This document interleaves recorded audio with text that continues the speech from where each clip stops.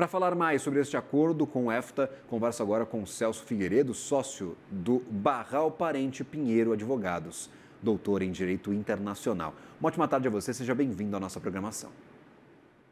Boa tarde, Gabriel. Eu que agradeço o convite. Queria justamente começar por esta parte final que eu trazia há pouco. A estrutura do acordo, bem mais simples do que o acordo firmado com a União Europeia. Por que essa distinção? Há mais expectativas, talvez, que a validação, a ratificação deste acordo com a EFTA seja mais rápida? Por favor. Eu entendo que sim. Eu entendo que propositalmente foi colocada essa cláusula para que se permita a entrada em vigor do acordo quando dois países, né, sendo um de cada bloco, eles consigam ratificar, né, e enviar essa ratificação para o secretariado que vai administrar o acordo, né? Isso eu entendo aqui, Gabriel, que beneficia não somente esse acordo, tá? Mas eu acho que é algo propositivo para os próximos acordos que o Brasil venha a realizar em conjunto com o Mercosul. Aqui eu gostaria de lembrar que o Mercosul, como uma união aduaneira, tem que necessariamente negociar os seus acordos comerciais em bloco. O Brasil não pode negociar sozinho um acordo comercial, né, com outro país, ele tem que fazer com o Mercosul. Diante disso, a partir do momento que a gente tem uma cláusula dessa, habilitadora, que permite com que os países, de acordo com sua própria velocidade, eles perpassem por esse processo de ratificação, acelerando a entrada em vigor dos acordos, eu vejo isso como algo benéfico de duas formas. Primeiro, né, porque você flexibiliza a própria atuação dos países. Nenhum vai ficar dependendo do outro, que era algo, por exemplo, a Argentina, o Uruguai reclamava muito do Brasil. O processo de ratificação do Brasil, ele acaba sendo um pouco mais longo, né? E, por outro lado, você permite com que os próximos acordos eles sejam negociados também dentro dessa perspectiva. Ainda mais no momento, Gabriel, que a gente vive, né, de tarifaço do lado dos Estados Unidos, restrições comerciais, um clima de guerra comercial que vem perpetuando o mundo há algum tempo, né? Isso causa um alívio do ponto de vista negocial. Permite-se com que o Brasil ele acabe acessando novos mercados de forma mais rápida, né? E eu queria justamente entender o quão importante foi o tarifaço de Trump para este acordo com o EFTA sair. Narrativamente, ele é mais forte do que economicamente, na tua opinião?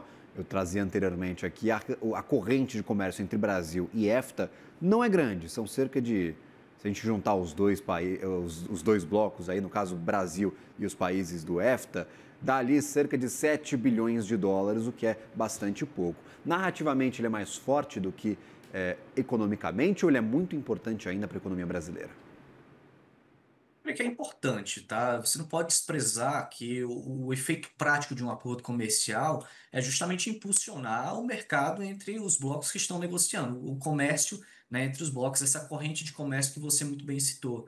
Hoje em dia, 7 bilhões e a gente está tratando de uma situação em que do lado do Brasil ainda somos deficitários, né? Exportamos 3 bilhões para os países do EFTA, importamos 4 bilhões.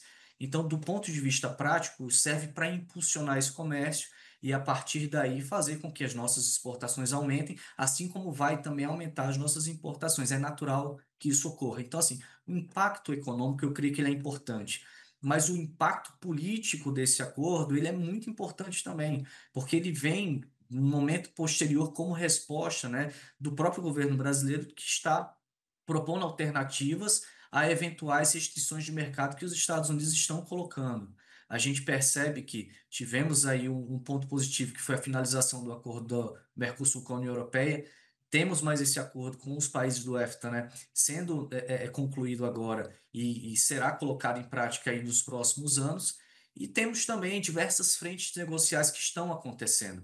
E como eu bem disse, né, a partir do momento que você tem cláusulas que permitam com que esses acordos eles entrem em vigor de forma mais rápida, isso permite também que determinados setores econômicos que estão restritos de entrar nos Estados Unidos por conta do tarifaço, eles consigam alcançar outros mercados. Claro que é muito importante a gente, cada setor econômico, entender de que forma o seu produto ele está sendo beneficiado ou não por esse acordo, porque existem aí janelas, né, de implementação dessa redução tarifária, seja 5, 10 ou 15 anos. Então, para alguns produtos vai ser automático, a redução vai ser a 0%, vai ser automático, para outros produtos vai ter de fato esse período de transição. Eu queria entender até uma dessas regrinhas, o quanto a identificação geográfica pode complicar as coisas aqui no Brasil, porque isso foi um tema de muita discussão com a União Europeia e agora também está presente neste acordo. Por exemplo, vinhos suíços, relógios suíços, queijos suíços. A gente tem muito queijo suíço aqui que é feito, sei lá, no interior de Minas Gerais, porque o processo de Sim. fabricação é o mesmo.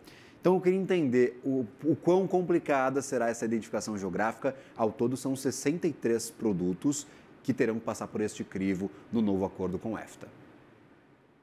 A identificação geográfica basicamente é uma declaração, né, de ambas as partes que reconhecem, né, que um determinado produto ele é caracterizado por ser aquele produto, por ter aquela distinção justamente por conta do local onde ele é produzido. Dito isso, como o exemplo que você bem colocou, né, o relógio suíço, o queijo suíço, ele só vai poder ser atribuído essa distinção de ser queijo suíço no Brasil posterior à entrada do acordo em vigor, se de fato o queijo for da Suíça e de acordo com os critérios que a própria Suíça estabelece para que ele tenha essa distinção geográfica. E da mesma forma o Brasil, né? A gente tem, por exemplo, o exemplo da cachaça, a gente tem alguns queijos aqui também do Brasil que são distintos de acordo com o local da sua produção, né? A gente tem alguns produtos que são eminentemente brasileiros e por conta desse acordo de distinção geográfica, a gente vai conseguir ter esse reconhecimento lá fora para que não haja nenhum tipo de plágio indicando, plágio entre aspas aqui, tá, Gabriel? Mas algum tipo de utilização indevida indicando que a cachaça de um outro país é uma cachaça. Não, a cachaça é brasileira, eminentemente brasileira. Então eu creio que é mais um acordo aí de cavalheiros para reconhecimento dessas distinções. Isso entra automaticamente em vigor, né? A partir do momento em que o tratado está em vigor, a gente tem que reconhecer as regras que são estabelecidas pelos países que estão dentro do acordo, cada um em relação às suas distinções geográficas. Eu queria entender, você que é da parte do direito, direito internacional aí, vai me ajudar muito em entender esse assunto. Sobre as soluções de controvérsias entre empresas e estados, aquele modelo ISDS, como a gente normalmente fala no mercado internacional. Vai ser aplicado para este acordo? Eu queria entender como é que ele dá salvaguardas suficientes para que a gente consiga tirar isso tudo do papel. Afinal, são muitas empresas, muitos países e um comércio que até então estava barrado por diversas barreiras, sejam elas tarifárias ou não. Do ponto de vista de disputa entre particular e o Estado, o Brasil não é signatário desse tipo de cláusula, nunca foi, historicamente nunca foi, também não aderiu a nenhum tipo de solução de controvérsia que permita com que o Brasil seja acionado por um particular em um tribunal arbitral estrangeiro, né? O que a gente tem, que eu acho que é importante em termos de salvaguardas nesse acordo, Gabriel, é que a gente tem uma cláusula específica de uma medida de salvaguarda, ou seja, salvaguarda bilateral, salvaguarda específica do acordo. Se verificar que, por exemplo, no Brasil está se ingressando muito produto, vamos trazer o queijo suíço que você colocou como exemplo, né? Que de repente, repentinamente, começou a entrar muito queijo suíço. Isso está prejudicando a produção local do queijo, por exemplo, de Araxá, em Minas Gerais. A gente tem uma situação em que o Brasil pode acionar essa cláusula de salvaguarda bilateral para que a partir das regras do acordo haja aí sim o estabelecimento de algumas travas, seja ela por cota, seja ela por sobretaxa, justamente para evitar que o acordo comercial ele seja ruim também para a indústria nacional. O acordo de livre comércio ele tem que ser bom para todas as partes, desde que ele não saia destruindo, fazendo terra arrasada de uma indústria ou de um segmento econômico de alguns países. Claro que alguns países eles vão ter um nível maior de competitividade em determinados produtos, isso é natural, mas isso não pode fazer com que isso de fato extinga um determinado setor econômico que seja importante para um outro país. Então, eu creio que essa cláusula acaba sendo muito importante do ponto de vista prático. E aí, novamente, é importante que os setores econômicos observem justamente os períodos de desgravação.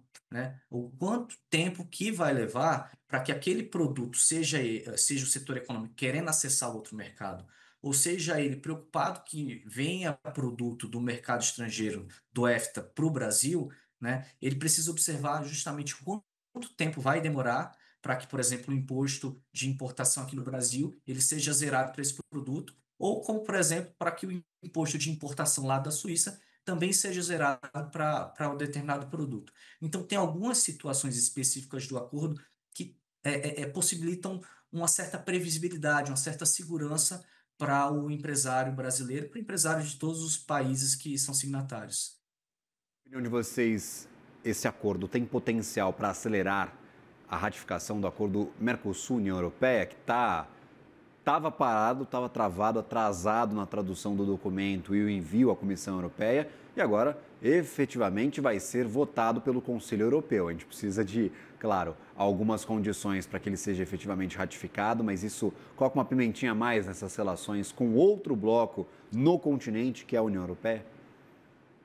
Eu creio que sim, né? Porque do ponto de vista prático, a gente está também colocando um outro acordo não tão relevante quanto o da União Europeia, mas, como eu disse, tem uma certa relevância também, né? Para que seja, a partir de agora, ele entre num processo aí de ratificação, entre num processo de entrada em vigor, né? E perceba, Gabriel, a partir do momento em que um acordo, por exemplo, o acordo Mercosul e EFTA, ele entra em vigor primeiro do que o acordo do Mercosul e União Europeia, os mercados eles já começam a se aprofundar entre Mercosul e EFTA.